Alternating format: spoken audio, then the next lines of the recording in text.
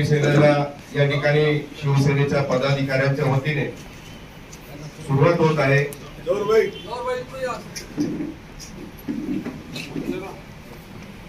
या ठिकाणी करण्यात येत आहे आणि यानंतर मी पत्रकार परिषदेसाठी आमचे पदाधिकाऱ्यांना विनंती करतो की आपण या ठिकाणी सविस्तर अशी माहिती पत्रकार परिषदेद्वारे आपण पत्रकार बांधवांसमोर आपण ठेवावं।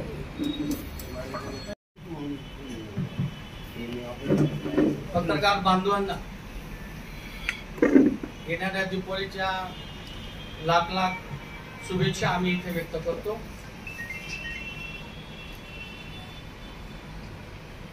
दोन ते तीन दिवसापूर्वी मालेगाव शहरामध्ये एक मोर्चा निघाला। मोर्चामध्ये आपण बघितलं कशा पद्धतीने काही लोकांनी प्रतिक्रिया दिली, भाषण केले। त्यानंतर काही पत्रकार बांधवांनी आमच्या मित्र परिवारांनी चांगल्या पद्धतीने लिहिलं।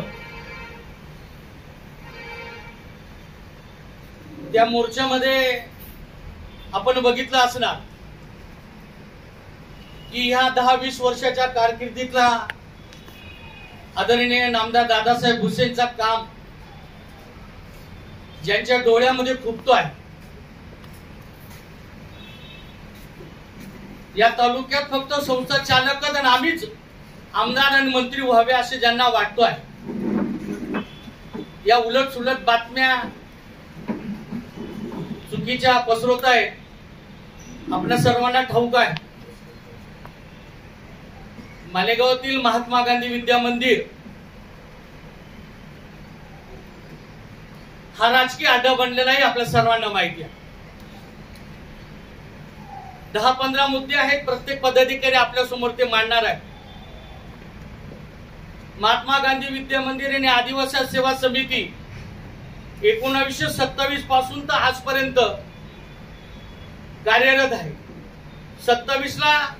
1927 ला सुरू झाल्यानंतर कोण विश्वस्त होते, कोण तिथे संचालक होते, मग हिरे घराणं कधी आलं, सविस्तर माहिती आपल्याला मिळणारच आहे।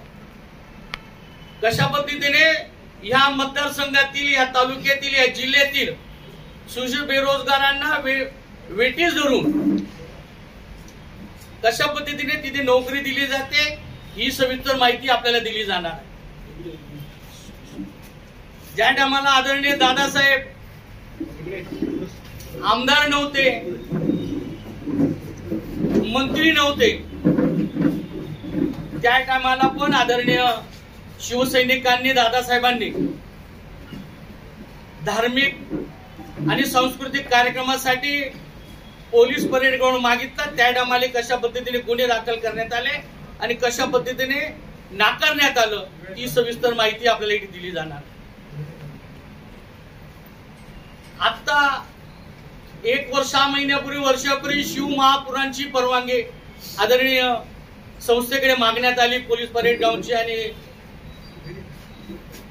तिथे सुद्धा परवानगी नाकारण्यात आली। 2001-2 ला दंगल झाली। आदरणीय दादासाहेब शिवसैनिक चांगल्या पद्धतीने शांततेने नांदवत असताना यांनी खोटी बातमी देऊन त्या टायमाला 302 सारखा गुन्हा शिवसेनेवर आणि दादांवर दाखल केला। ही पण खोटी बात आपल्या समोर ठेवली जाणार आहे। नोकरीचं आमिष दाखवून पैसे घेऊन 10 लाखापासून तर 30 लाखापर्यंत कसे पैसे घेतले गेले, तुम्हाला नोकरी कशी दिली जाईल असं आश्वासन देऊन नोकरीला लावल्याने त्या लोकांनी गुन्हे दाखल केले। त्यानंतर संस्थेवर, महात्मा गांधी विद्या मंदिरावर पोलीस स्टेशनला गुन्हा दाखल झाला। त्याच्यानंतरची प्रोसिजर काय झाली ही आपल्याला इथे सांगितली जाणार आहे। त्या मोर्चामध्ये माझ्या आजीवर खोटे गुन्हे दाखल केले, आजीला घराच्या बाहेर कसं काढलं, प्रमुख निकम आपल्याला सांगणार आहे। विनाकारण सहानुभूती मिळवायचं काम माननीय पुष्पाताई हे आमच्या आदरणीय, आमच्या तालुक्याचे वैभव आहे। आम्ही हे 100% मान्य करतो की आदरणीय ताईंचा आदर शिवसैनिक आम्ही पदाधिकारी आदरणीय दादासाहेब करतात, यात तीळ मात्र शंका नाही. आणि खोटी सहानुभूती आजीविषयी आपल्याला सविस्तर माहिती दिली जाणार नाही. यांनी किती पक्ष बदलले, की कोणत्या पक्षात काय काय आश्वासन, काय काय निष्ठा, त्या संदर्भात आपल्याला माहिती दिली जाणार. यांच्या संस्थेमध्ये महात्मा गांधी विद्या मंदिर असेल किंवा आदिवासी समिती असेल, घरातले 21 पैकी घरातले 12, नातेवाईक 7, मित्र परिवार 5, अशी 21 लोकांचे कार्यकर्ते यांनी वार्षिक मीटिंग कधी घेतली हाही जाब इथे विचारला जाणार आहे, ती माहिती इथे दिली जाणार आहे. म्हणून मी याच्यानंतर या सर्व गोष्टी आमचे मित्र पदाधिकारी सांगितल्यानंतर सविस्तरही आपल्याशी मी बोलणार आहे की काही राजकीय मित्र परिवार, इतर पक्षाचे लोक फेसबुक, व्हॉट्सअप याच्यावर काय ट्विट करतात, यांची पूर्वीची पार्श्वभूमी काय ते मी सविस्तर आपल्याशी बोलणार आहे. मी प्रमोद पाटलांना विनंती करतो की आपण पुढचा मुद्दा बोलू. आदिवासी सेवा समिती व महात्मा गांधी विद्या मंदिर या दोन्ही संस्थांविषयी काही माहिती मी आपल्या समोर नमूद करू इच्छितो. खर तर या दोन्ही संस्थांचा इतिहास, मूळ पार्श्वभूमी काही जणांना ज्ञात आहे, परंतु बऱ्याच जणांना याची माहिती नाही. या दोन्ही संस्था यांची वाटचाल आणि यांची सद्यस्थिती, खर तर या संस्थेचे मूळ संस्थापक गुरुवर्य दोदू आनंदा बोवा गुरुजी उर्फ दादासाहेब 1927 साली आदरणीय बोवा गुरुजींनी त्या ठिकाणी सरस्वती मंदिर नावाची संस्था सुरू केली आणि आपलं पवित्र ज्ञानदानाचं काम या संस्थेतून, तिचा प्रचार आणि प्रसार अतिशय कष्टाने सर्वत्र फिरून ठिकठिकाणी बोवा गुरुजींनी शाळा सुरू केल्या. तदनंतर 1938 साली आपल्याच मालेगाव जिल्ह्यातील, आपल्या मालेगाव तालुक्यातील भूमिपुत्र निमगाव येथील कैलासवासी केवळ राघव हिरे यांची निमगाव शिक्षण मंडळ ही संस्था होती. ते त्यांच्यानंतर आपल्याच मालेगाव तालुक्यातील विसापूर गावातील कैलासवासी नामदेवजी ठोंबरे, त्यानंतर आपल्या मालेगाव तालुक्यातले उषा पाटील, सौंदाणे येथील रप्पा पवार, ही सर्व मंडळी आदरणीय बोवा गुरुजींच्या नेतृत्वाखाली काम करत होती आणि आदिवासी सेवा समिती साधारणतः 1945 साली त्या ठिकाणी स्थापन झाली. हे मूळ विश्वस्त सर्व. आणि मग त्यानंतर या सर्वांचा आदिवासी सेवा समितीच्या माध्यमातून या सर्वांचं कामकाज सुरू झालं. आपल्याला माहित असेल, उपकार थिएटरच्या मागे जी जागा आहे त्यावेळेस दशरथजी भोसे साहेबांनी त्या ठिकाणी ती जागा या आदिवासी सेवा समितीला दिली आणि त्या ठिकाणी शबरी आश्रम सुरू होता.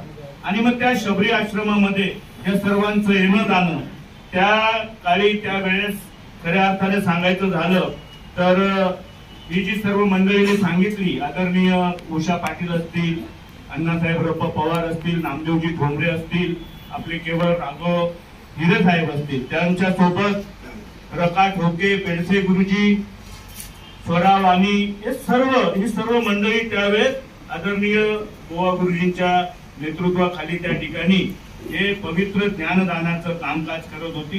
तदनंतरच्या काळात 1952 साली आपल्या मालेगावातील मग कैलासवासी मंगलदासजी भावसार असतील, त्यांच्या सोबत काशीनाथजी अग्रवाल, मोतीलालजी शहा, आपले देवगड कळवाडीकडचे आपले कैलासवासी माधवरावजी वाघ, ही सर्व मंडळी त्यांच्या सोबत आली.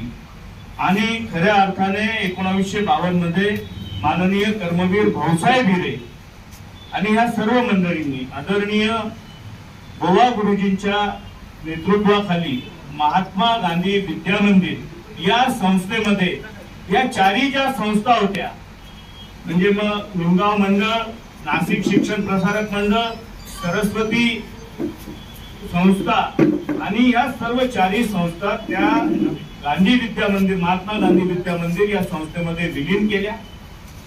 विलीन केल्यानंतर खऱ्या अर्थाने आदरणीय बोवा गुरुजींच्या वाटचालीला, त्या ठिकाणी कष्टाला अजून त्या ठिकाणी सुरुवात झाली आणि बोवा गुरुजींनी आपलं संपूर्ण जीवन या शिक्षण कार्यासाठी आणि आपल्या या संस्थेच्या प्रचारासाठी आणि प्रसारासाठी वेचलं. जनसामान्यांकडून गोवा गुरुजी शेकडो किलोमीटर पायी फिरले आणि हा पायी प्रवास करून जनसामान्यांमधून ही संस्था कशी उभी राहिली पाहिजे आणि प्रत्येकाला हे ज्ञान मिळालं पाहिजे, शिक्षक आणि विद्यार्थी यांच्यामध्ये समन्वय घडून आणला पाहिजे, या सगळं पवित्र भावनेतून, समर्पित भावनेतून आदरणीय गोवा गुरुजी आणि या सर्व तत्कालीन विश्वस्त मंडळींनी कामकाज केलं. त्या ठिकाणी मग अनेकांनी, कोणी आपल्या खिशातून 2 रुपये असतील, 5 रुपये असतील, कोणी धान्य असेल, कोणी जमिनी दिल्या, कोणी त्यावेळेस माय माऊलींनी स्वतःचं सोनं नाणं दिलं, अनेकांनी बांधकाम साहित्य लागत असेल ते दिलं, अनेकांनी आपलं योगदान दिलं. आणि या सर्व मूळ विश्वस्त मंडळींच्या कष्टातून, अथक परिश्रमातून आणि मालेगाव तालुक्यातील आणि आजूबाजूच्या परिसरातील अनेक लोकांनी दिलेल्या योगदानातून हे महात्मा गांधी विद्या मंदिर आणि आदिवासी सेवा समितीचं वैभव त्या ठिकाणी उभं राहिलं. पण आज आपण बघतो आहोत की या उभ्या राहिलेल्या वैभवामध्ये, या संस्थेमध्ये हे जे मूळ विश्वस्त होते, या मूळ विश्वस्तांच्या कुटुंबातील एकही सदस्य नाही किंवा त्यांच्या नात्यातील एकही सदस्य नाही, ही खेदजनक बाब आहे.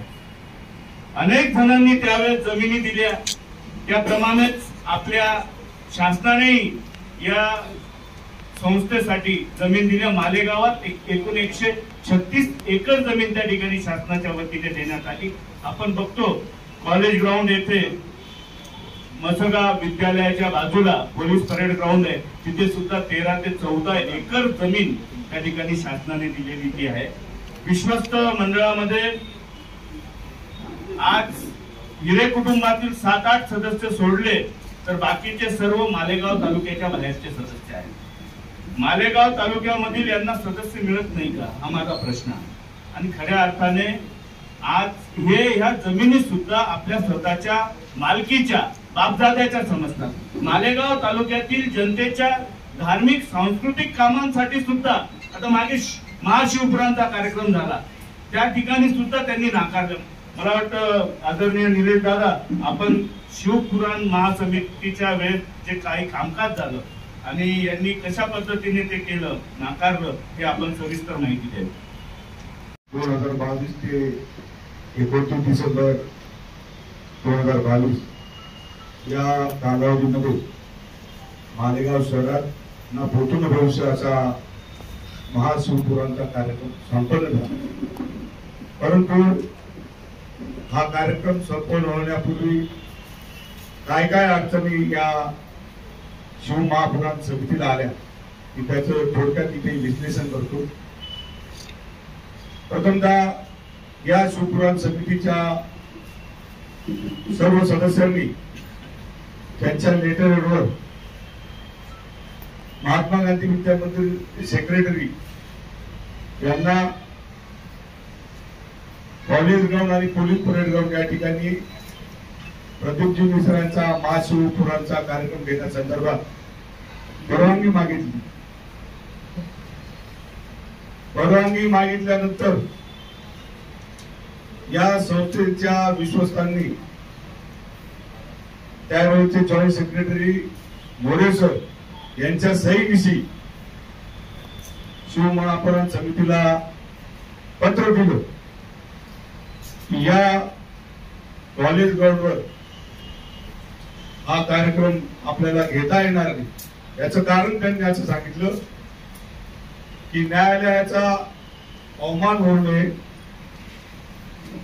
या क्रीडांगणाचा वापर फक्त महाविद्यालयातील विद्यार्थ्यांच्या शैक्षणिक कामासाठी करण्यात यावा, इतर कुठल्याही प्रयोजनासाठी न करण्याचा निर्णय संस्था व्यवस्थापनाने घेतला असून त्याबद्दल ठराव पारित केलेला आहे. असं पत्र शिव महापुराण समितीला या संस्थेच्या आदेशानुसार, संस्थेच्या विश्वस्तांच्या आदेशानुसार VS मोरे सर यांनी या ठिकाणी पत्र दिलं. एवढंच करून ते थांबले नाही. या संस्थेच्या विश्वस्तांनी तत्कालीन जे प्राचार्य होते यांना आदेश देऊन या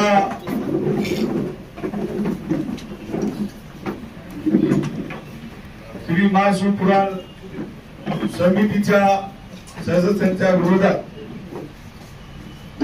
कॅम्प पोलीस स्टेशन मध्ये एक तक्रारी अर्ज दाखल केला की यांना आमच्या संस्थेने परवानगी नाकारल्यानंतर सुद्धा या ठिकाणी ही समिती कार्यक्रम घेत आहे। त्यावेळेस हा अर्ज कॅम्प पोलीस स्टेशनला प्राप्त झाल्यानंतर तत्कालीन पोलीस निरीक्षक यांनी या समितीने जे या समितीचे अध्यक्ष होते श्रीनिवासजी कदमत्री हे या समितीचे अध्यक्ष होते, यांना या पोलीस प्रशासनामार्फत या पोलीस निरीक्षकामार्फत एक समन्स पत्र पाठवण्यात आलं आणि त्यांना पोलीस स्टेशनला पाचारण करण्यात आलं। आता या समितीमधले सर्व सदस्य हे मालेगाव शहरातले व्यापारी वर्गातले होते, शिवभक्त होते। त्याच्यामध्ये आशिष अग्रवाल असतील, नवनीत तापडे असतील, पवनजी तिबडेवाल असतील, कृष्णा कर्नावत असतील, श्रीनिवास कदमत्री असतील, राजेंद्र शास्त्री असतील। हे काही शिवसैनिक होते का? परंतु या शहरात कुठलाही धार्मिक कार्यक्रम होऊ नये अशी भावना या संस्थेच्या संस्था चालकांमध्ये गेल्या अनेक वर्षापासून आहे। तुम्हाला आठवत असेल एक 15 ते 20 वर्षापूर्वी शिवसेना पक्षाच्या वतीने हबप भोपळेकर महाराज यांचा कीर्तनाचा कार्यक्रम त्यावेळेस खालच्या पोलीस परेड ग्राउंडवर आयोजित करण्यात आला होता। त्यावेळेस सुद्धा या संस्थेच्या संस्था चालकांनी या विश्वस्तांनी प्रचंड विरोध करून पोलीस स्टेशन मध्ये त्या संदर्भात गुन्हा दाखल करून हा कार्यक्रम होऊ देणार नाही म्हणून प्रचंड त्या ठिकाणी त्रास दिला होता। त्याचबरोबर आपण आता बघत असाल परेड ग्राउंड असेल, पोलीस परेड ग्राउंड असेल, या ठिकाणी आदरणीय भुसे साहेबांनी राज्य शासनाच्या वतीने 1,25,00,000 रुपये खर्च करून सुसज्ज असा जॉगिंग ट्रॅक मालेगाव शहरातील सर्व नागरिकांसाठी बांधला, खुला केला। या जॉगिंग ट्रॅकचं काम होत असताना यालाही या संस्थेच्या विश्वस्तांनी संस्था चालकांनी विरोध केला। नुसता विरोधच नाही केला तर या कामकाजाच्या विरोधात त्यांनी उच्च न्यायालयात पण पिटिशन दाखल केलेले। म्हणजे असे एक ना अनेक प्रकारे या मालेगाव तालुक्यात जी काही धार्मिक कार्यक्रम होत असतील, विकास काम होत असतील, ही यांच्या डोळ्यात घुमत असल्या कारणाने यांनी वेळोवेळी अनेक वेळा आदरणीय मंत्री महोदयांच्या कामकाज अडथळा निर्माण केलेला आहे। त्यांच्या वैयक्तिक अनेक प्रसंग ओढवलेले। त्यानंतर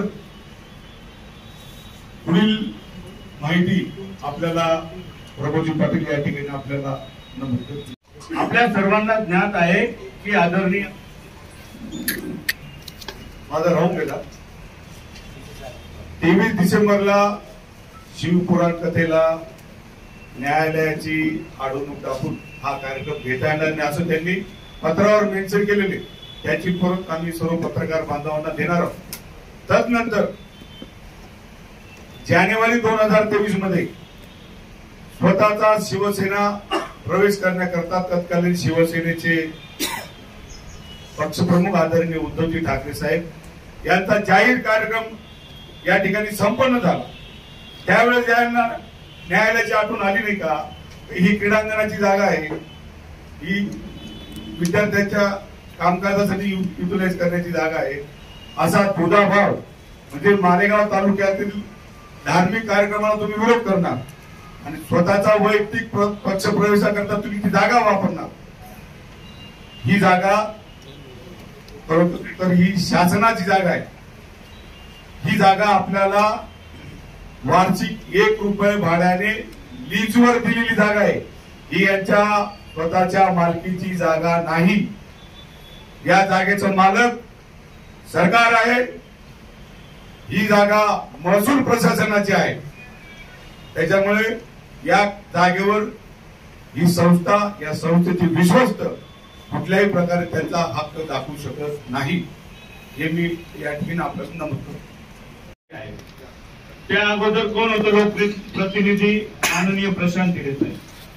त्यांनी आदरणीय दादासाहेबांना 2 ते 3 खोट्या केसेस मध्ये अडकवण्याचा प्रयत्न केला, गोवण्याचा प्रयत्न केला. पण त्यानंतर सर्वसामान्य काम करणारा नेता म्हणून जनतेने आशीर्वाद दिले आणि दादासाहेब त्या ठिकाणी लोकप्रतिनिधी झाले. परंतु लोकप्रतिनिधी झाल्यावर सुद्धा आदरणीय दादासाहेबांनी यांनी दिलेला एवढा मोठा त्रास असताना 2-3 खोट्या केसेस मध्ये अडकवल्यामुळे झालेला मनस्ताप, त्यावेळेचा खडतर प्रवास, हे सर्व विसरून कोणत्याही प्रकारचा मनात आकस भाव न ठेवता आपलं काम विकासाच्या वाटेने सुरू केलं. आणि आपल्या सर्वांना माहित आहे, ठरवलं असतं तर तेव्हा पण, परंतु कोणत्याही प्रकारे संस्थेच्या बाबतीतही टोकाची भूमिका आदरणीय दादासाहेबांनी घेतली नाही. परंतु आपण बघतात यांचं सातत्याने सुरू आहे. आरोप करणं, कोणत्याही प्रकारचे खोटे आरोप करणं. आता आपण बघितलं 178 कोटी रुपयाचा आरोप, घोटाळ्याचा खोटा आरोप. गिरणा सहकारी साखर कारखाना हा लयास जाणारा, त्या ठिकाणी DRT कोर्टाने विक्रीसाठी काढलेला, तो मालेगावाच्या जनतेच्या मालकीचा व्हावा या शुद्ध भावनेतून आदरणीय साहेबांनी शेअर्स गोळा केले. 125, 150 त्या ठिकाणी साधारणतः 100 कोटी रुपये ते 1.5 कोटी रुपये फक्त जमा झाले आणि यांनी 178 कोटी रुपयाचा घोटाळा. त्याचप्रमाणे ड्रग्ज, आता दादाने सांगितल्याप्रमाणे महाशिवपुराण, खरं तर म्हणजे हा महाशिवपुराण म्हणजे मालेगावच्या जनतेचा अपमान आहे आणि तो दादासाहेब कधी खपून घेणार नाही. आणि म्हणून शिवपुराण झाल्यानंतर या संबंधित संस्थेच्या कामकाजाची, कार्यपद्धतीची आणि त्या ठिकाणी त्यांनी करत असलेल्या घोटाळ्याची तक्रार, या चुकीच्या कामाविषयी तक्रार आदरणीय दादासाहेबांनी 17 जानेवारी 2023 ला त्या ठिकाणी शिक्षण विभागाकडे दाखल केली. आणि तक्रार दाखल झाल्यानंतर शिक्षण विभागाची चौकशीची प्रक्रिया त्या ठिकाणी सुरू झाली. वेळोवेळी त्या प्रक्रिया होत असताना 4 सुनावण्या झाल्या आणि त्या 4 सुनावण्या झाल्यानंतर त्या 4 सुनावणीच्या दरम्यान सत्य बाहेर आलं की एकूण 48 कर्मचाऱ्यांची बोगस भरती त्या ठिकाणी करण्यात आलेली आहे. त्याचा निष्कर्ष आणि काय निर्णय झाला ते या ठिकाणी आहे, मी आपल्याला देईल. त्या ठिकाणी निष्कर्ष झाला, राजेशजी गंगावणे यांनी त्या ठिकाणी तो निष्कर्ष सांगावा. सर्व जागा या मागासवर्गीय संवर्गातील जागा होत्या, परंतु संस्थेने आरक्षण डावलून खुल्या प्रवर्गातील उमेदवारांची पदभरती करण्यात आलेली आहे.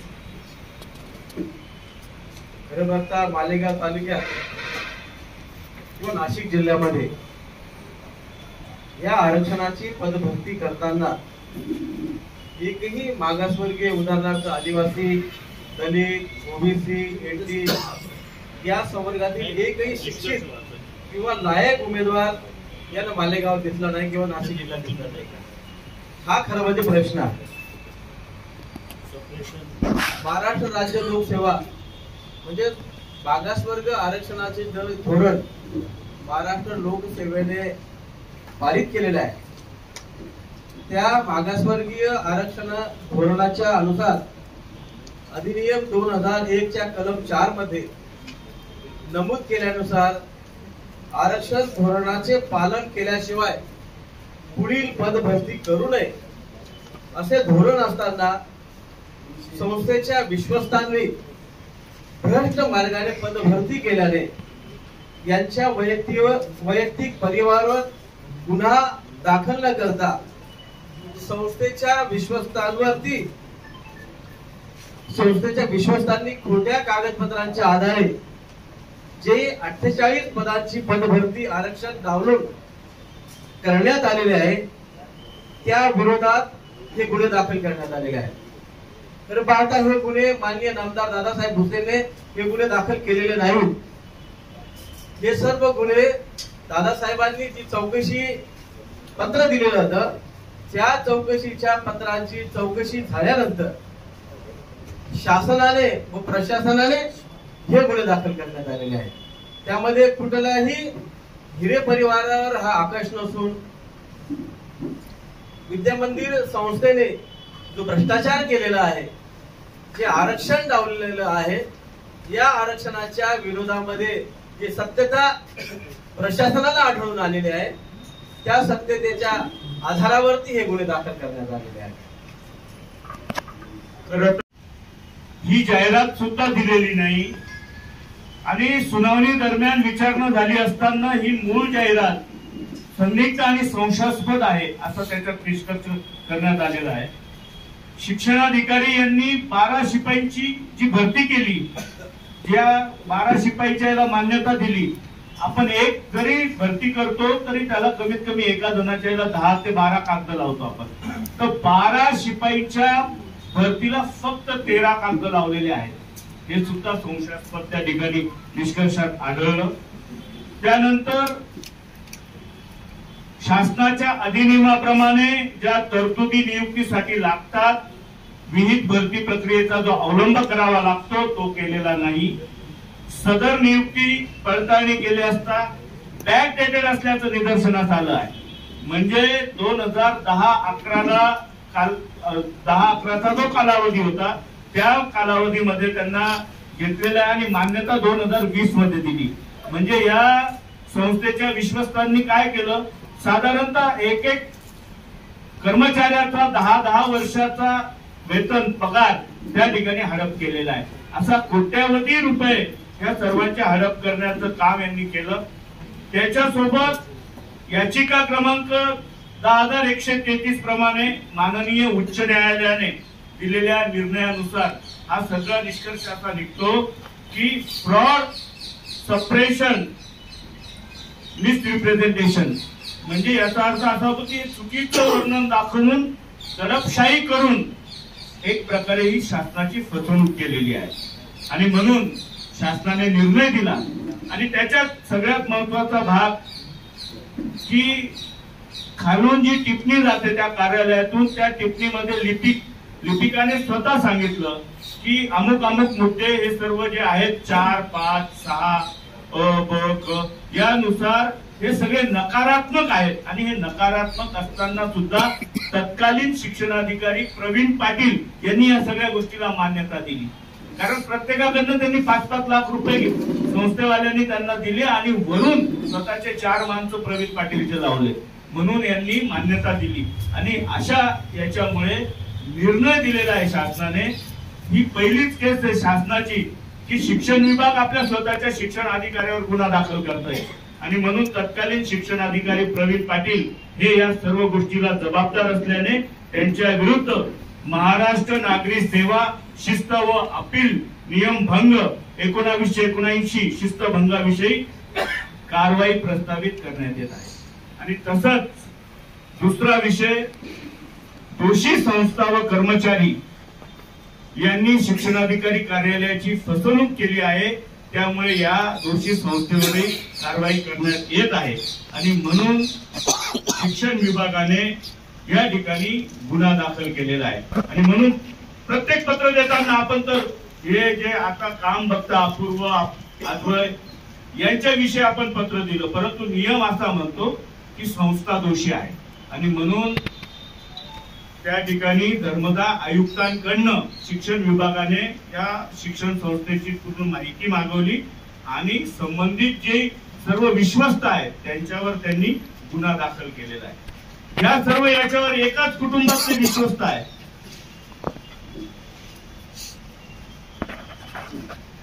हे बघा, ही महात्मा गांधी विद्या मंदिर संस्था, याच्यावर विश्वस्त कोण? श्रीमती पुष्पाताई व्यंकटराव हिरे ताई साहेब अध्यक्ष आहेत. त्यानंतर या ठिकाणी 2 नंबरला नाव आहे भिला कृष्णा देवरे, हे या संस्थेचे निवृत्त कर्मचारी आहे. नंतर मग त्यांना विश्वस्त म्हणून घेतलेलं आहे. 3 नंबरला आहे सौ स्मिताताई प्रशांत हिरे, कोषाध्यक्ष. 4 नंबरला प्रशांत व्यंकटराव हिरे, सचिव सेक्रेटरी. त्यानंतर विठ्ठल साधू मोरे, निवृत्त कर्मचारी, मूळ सटाण्याचे आहेत आणि निवृत्त झाल्यानंतर यांना विश्वस्त म्हणून घेतलं. नंतर यांच्याच कुटुंबातील अपूर्व प्रशांत हिरे, त्यानंतर यांच्याच कुटुंबातील 7वा सदस्य अद्वय प्रशांत हिरे,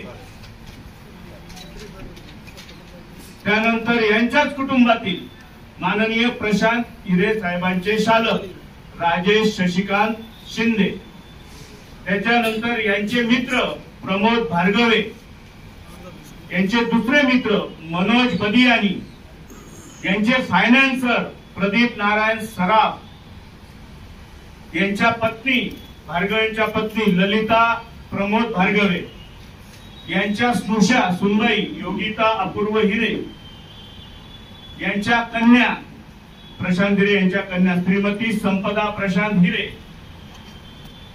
सौ सुजाता राजेंद्र शिंदे, प्रशांत दादांच्या शालकांची पत्नी, बापू सोनू जगदाळे कर्मचारी, प्रदीप गुडेनहल्ली लक्ष्मण, श्यामकांत यशवंत भंडारी, प्रतीक नारायण काळे, रविशंकर मनोहर शुक्ला, संजय दगू कुंदे, संस्थेतील कर्मचारी, हे सर्व याच्यावर विश्वस्त.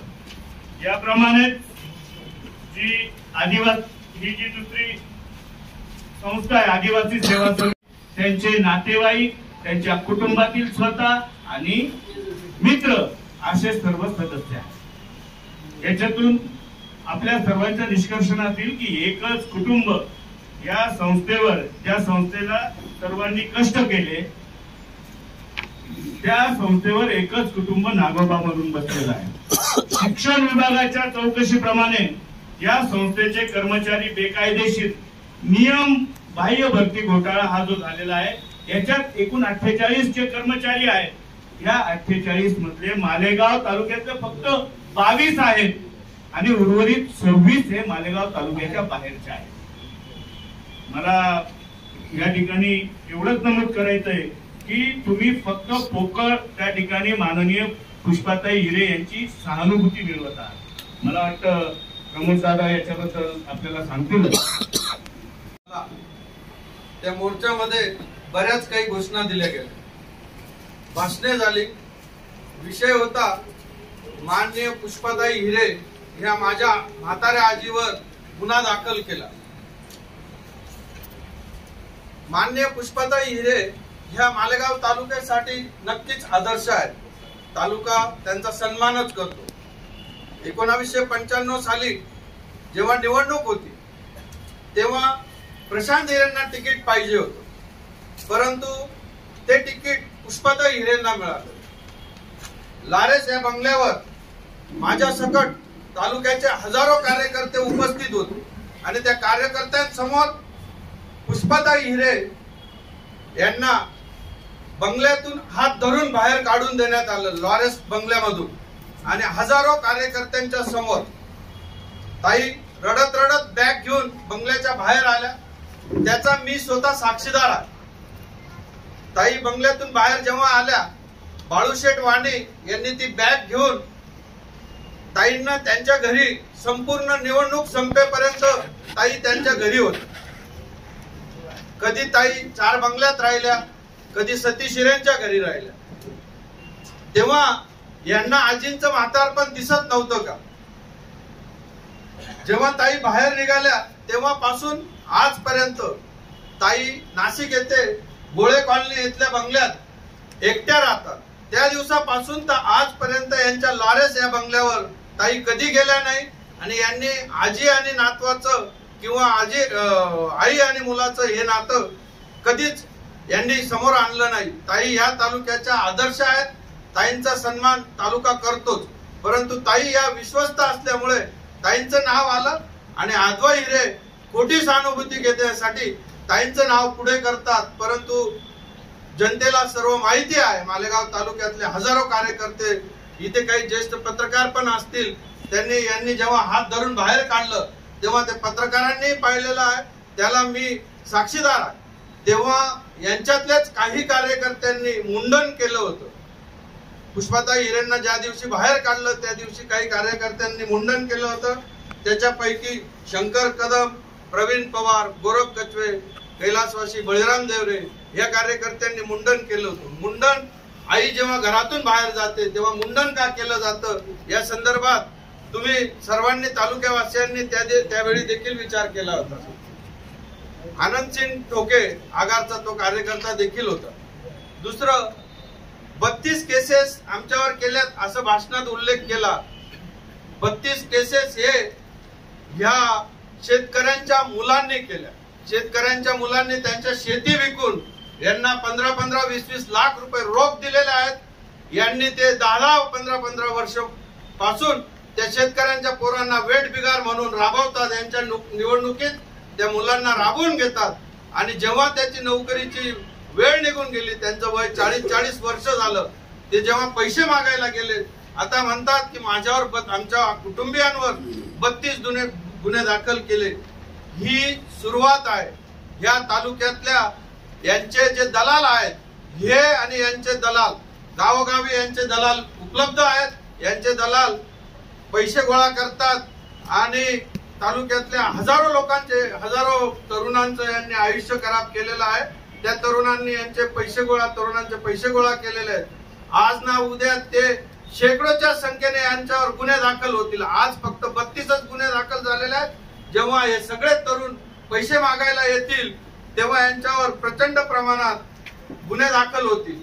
मी तर एक असं ऐकलं होतं, रात्री जी बैठक बसते त्या बैठकीत जर काही कमी पडलं तर यांचे जे दलाल आहेत लगेच एखाद्या तरुणाला पकडून आणतात, त्याला नोकरीचं आमिष देतात आणि त्या बैठकीची व्यवस्था त्या तरुणाच्या नोकरीच्या पैशातून करतात. हे असे संस्था चालक, यांच्यावर असेच गुन्हे आमच्या शेतकऱ्यांची पोरं यांच्यावर गुन्हे नक्कीच दाखल करतील. पुढील मुद्दा निळकंठ. एक मोठी संघर्षाची लढाई 20 वर्षापूर्वी सुरू झाली पाहिजे होती, पण साहेबांकडे पद प्रतिष्ठा असून पण साहेबांनी कधी त्या संस्थेत हात घातला नाही. एनडीसीसी बँक त्याचा एक घोटाळा, त्याच्याविषयी मी चर्चा करणार आहे. एनडीसीसी बँकेमध्ये हे चेअरमन असताना जी भरती केली गेली त्या भरतीमध्ये अनेक शेतकऱ्यांच्या पोरांना नोकरी देतो हे आम्ही टाकून पैसे घेण्यात आले आणि त्याच्यापैकी 70% पोरं आज घरी बसले आहेत आणि 30% ज्यांना नोकऱ्या मिळाल्या ते साईड टेबलवर बसलेले आहेत. मुलगा एनडीसीसी बँकेचा चेअरमन, आई रेणुका सूतगिरणीची चेअरमन, व्यंकटेश बँकेवर सर्व डायरेक्टर यांचे, हे सगळं आपल्याला माहिती आहे. आणि हे सगळं होत असताना एनडीसीसी बँकेतनं 7.5 कोटी रुपये टप्प्याटप्प्याने, पहिले 1 कोटी, नंतर 1.5 कोटी, नंतर 2.5 कोटीचे 2 टप्पे, असे 7.5 कोटी रुपये कर्ज रेणुका सूतगिरणीवरच्या नावे काढण्यात आलं. त्या कर्जाची आजची मूळ रक्कम 32 कोटी रुपये व्याजासकट होते आहे आणि ते 7.5 कोटी व्यंकटेश बँकेच्या माध्यमातून रेणुका सूतगिरणीच्या एकाही कामासाठी न वापरता एका विशिष्ट संस्थेसाठी राजस्थानला पाठवण्यात आले. हे प्रकरण मनी लॉन्ड्रिंग मध्ये होतं. मला एक सांगा, सर्वसाधारण कुटुंबातल्या शेतकऱ्याच्या पोराने कर्ज काढलं तर एनडीसी बँक ट्रॅक्टर विकते, शेती विकायला लावते, लिलाव काढते आणि त्याच्यातनं त्याचं कर्ज वसुली केली जाते. मग यांनी तर सरळ सरळ मनी लॉन्ड्रिंग केली आहे. मग यांच्यावर गुन्हा दाखल झाला, तिथे वाईट काय झालं? लोकशाही आहे. लोकशाहीमध्ये राजापण आणि रंगपण एका समान धाग्यात बांधला जातो, एका समान कायद्यात बांधला जातो. केला असेल गुन्हा त्यांच्यावर दाखल, होते त्याची चौकशी, होऊ दे ना दूध का दूध पाणी का पाणी. एनडीसी बँकेसमोर हे जे सहानुभूती घेत आहेत, पुष्पाताई आमच्या आजी आहेत, ते आमच्या आदरणीय आहेत. कर्मवीर भाऊसाहेब यांचे आम्ही पलतो आहोत, ते आमचे पण आदरणीय आहेत. पण कर्मवीर भाऊसाहेब यांच्या पुतळ्यात अपहार कोणी केला या प्रश्नाचं उत्तर त्यांच्याकडे आहे का? म्हणजे गिरनार सहकारी साखर कारखान्यावर 25 फुटाचा पुतळा कर्मवीरांचा आहे आणि एनडीसी बँकेला नाशिकला जा, ज्यांनी ती एनडीसी बँक आपल्या रक्ताने ओढली त्या माणसाचा एक 3 फुटाचा पुतळा आपण बसवला आणि किती 75 लाख रुपये काढले. हे कोणाच्या कार्यकाळात निघाले? हाही प्रश्न माझा सर्वसामान्य नागरिक म्हणून आणि एक शिवसैनिक म्हणून त्यांना आहे. महात्मा गांधी विद्या मंदिर सगळ्यांनी सांगितलं की राजकीय अड्डा झालाय. खरंच राजकीय अड्डा झालाय. 2 ऑक्टोबर महात्मा गांधींची जयंती असते आणि त्या जयंतीच्या दिवशी महात्मा गांधी विद्या मंदिरची सभासदांची एक जनरल मीटिंग घेतली जायची. 25 वर्षापासून ती मीटिंग घेतली का आपण? 25 वर्षापासून यांनी ती मीटिंग घेतली नाही. यांचे सर्व विश्वस्त आणि जे काही मोजके सभासद ठेवले आहेत त्यांच्या खोट्या नाट्या सह्या करून खोट्या नाट्या कोसळून हे जनतेसमोर त्या खोट्या नाट्या का असे ना त्या जनतेसमोर आणा, त्या पण आणण्याचा प्रयत्न यांनी कधी केला नाही आणि कधी करणार पण नाही. कारण यांना त्याच्यात भ्रष्टाचार करायचा आहे. यांच्या घरातले लोक डॉक्टरेट पदवी घेतात. डॉक्टरेट होण्यासाठी 5-5 वर्ष अभ्यास करावा लागतात. यांना कधी आम्ही अभ्यास करताना बघितलो? आताच प्रमोद भाऊंनी सांगितलं की विश्वस्त यांच्या घरातले 5 लोक आहेत. अद्वै हिरे, अपूर्व हिरे, संपदा हिरे, अपूर्व हिरेंच्या पत्नी आणि राजेशजी शिंदे हे सगळे लोक यांच्या संस्थेतल्या काही कॉलेजमधनं पगार घेतात. त्या पगाराचं विवरण मी तुम्हाला वाचून दाखवतोय आणि हे पुणे युनिव्हर्सिटीचं विवरण आहे. म्हणजे विश्वस्त संस्थेत हेच, यांच्याच कॉलेजमध्ये नोकरीला हेच, आणि पगार किती आहे ते एकदा ऐका. म्हणजे आपल्या लक्षात येईल की किती मोठा भ्रष्टाचार पगाराच्या माध्यमातून ही लोक करतायत. योगिता अपूर्व हिरे, लोकनेते Vyankatrao Hire, art and science commerce college, यांना पगार आहे असिस्टंट प्रोफेसर म्हणून 1,72,783 रुपये. आदरणीय अद्वै प्रशांत हिरे जे जास्त बोलतात ते आहेत Karmaveer Bhausaheb Hire institute of management and research सेंटरचे असिस्टंट प्रोफेसर आहेत. हे पण यांना पगार आहे 1,57,136 रुपये. आदरणीय Apurva Prashantji Hire institute of Maharashtra and research सेंटरचे हे प्रोफेसर आहेत. असिस्टंट प्रोफेसरला 1.5 लाख पगार आणि प्रोफेसरला पगार 2,52,392 रुपये. हिरे संपदा प्रशांत हिरेंच्या कन्या ह्या प्रिन्सिपल आणि हिरे कॉलेजच्या प्रिन्सिपल आहेत. यांना पगार आहे 63,808 रुपये. शिंदे राजेश शशिकांत हे Mahatma Gandhi Vidya Mandir Maharaja Sayajirao Gaikwad arts and commerce कॉलेजचे रजिस्ट्रार आहेत. यांना पगार आहे 1,05,454 रुपये. मित्रांनो, सगळ्यांना सरासरी पगार 2 लाखाच्या पुढे आहे. 1.5 लाखाच्या पुढे येतो. सरासरी जर अंदाज केला तर 1.5 लाखाच्या पुढे येतो. तर 12 महिन्याचे 1.5 लाखाप्रमाणे किती पैसे होतात? गेल्या इतक्या वर्षापासून या संस्थेला लुटताय त्याचे किती पैसे होतात याचा हिशोब यांनी द्यावा. काळ कोणाला माफ करत नाही. आणि असिस्टंट काळ कोणाला माफ करत नाही. यांनी कोणाला शिकवलं? अद्वै हिरे दिवसभर तालुक्यात बोंबा मारत फिरतात असं म्हणण्याचा काही अर्थ नाही. कारण ते हप्त्यात एका दिवस तालुक्यात जातात, बाकी दिवस मुंबईला बसलेले राहतात, रात्री पार्ट्या करतात. हे शिकवतात कधी? तर माझी विनंती आहे की याची सगळ्यांची चौकशी झाली पाहिजे आणि काळ कोणाला माफ करत नाही. ही संस्था भविष्यात सभासदांची व्हावी एवढीच मनातून इच्छा आहे. आपल्यापर्यंत 2 मिनिटात पोहोचतील.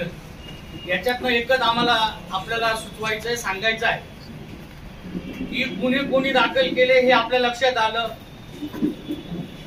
त्या संस्थेत भ्रष्टाचार कोणी केला हे आपल्या लक्षात आलं. शासनाच्या जागेवर खोटं कोर्टाचा आदेश दाखवून चुकीची माहिती मंडळांना किंवा जो कार्यक्रम करतो त्यांना देण्यात आली हे आपल्याला सगळ्यांना लक्षात आलं. कशा खोट्या डिग्र्या त्यांनी घेतल्या आणि कशा पद्धतीने तिथे पगार घेत आहे हे आपल्याला इथे लक्षात आलेलं आहे. म्हणून आमचं एकच म्हणणं आहे की जनतेला, तिथल्या कर्मचाऱ्यांना, तिथल्या अधिकाऱ्यांना नाविलाजाने त्या मोर्चामध्ये, त्या आंदोलनामध्ये, त्या कार्यक्रमामध्ये जावं लागतो. खोट्या बातम्या द्यायच्या, खोटी विषय पसरवायचे. ज्या मंत्र्याने, ज्या आमदारानं, ज्या दादासाहेबांनी, भुसे साहेबांनी या तालुक्याचा विकास आपण बघितला असेल की मालेगाव तालुक्यात आपण तालुक्याची एंट्री केल्यापासून, शहराची एंट्री केल्यापासून कशा पद्धतीचे काम चालू आहे हे आपल्याला माहिती. किती लाख, किती करोडचे कॉन्क्रीटीकरण असेल, पाटबंधाऱ्याचे असतील, पाणीचे असतील, शौचालयाचे असतील, समाज मंदिर असतील, करोडो रुपयाचे काम या निधीतनं आदरणीय दादासाहेबांनी आणले. आपण या 20 वर्षाचा त्यांचा कार्यकाळ बघितला आणि 40, 50, 45 वर्षाचा त्यांचा काळ बघितला तो मालेगावचा विकास कोणी केला हे आपल्या सर्वांना माहिती आहे. खोट्या बातम्या पसरवायच्या, वल्गना करायच्या, लोकांची सहानुभूती मिळवायची असा प्रकार या संचालकांनी हा अड्डा बनवलेला आहे. महात्मा गांधी विद्या मंदिर आणि आदिवासी समिती याची बातमी आपण जनतेपर्यंत द्या ही आम्ही आपल्याला कळकळीची विनंती करतो. सतत आदरणीय दादासाहेब असतील, आम्ही पदाधिकारी असतील, सतत आपल्या समोर जे जे चुकीचं घडतो यांच्या संदर्भात ते आपल्या समोर आम्ही मांडतोय. आपण सर्व आलात त्याबद्दल आपल्या सर्वांचा आभार मानतो. मी आदरणीय बापूसाहेबांना विनंती केली की आपण बोलतात, बापूसाहेबांनी सांगितले उद्या परवाची मीटिंग आहे, उद्या परवाची कार्यक्रम आहे, त्या कार्यक्रमात मी सविस्तर बोलणार आहे. म्हणून आदरणीय बापूसाहेब त्या दिवशी बोलणार. आपण सर्व आलात त्याबद्दल सर्वांचा आभार, धन्यवाद. नाश्ता चहा पाणी केल्याशिवाय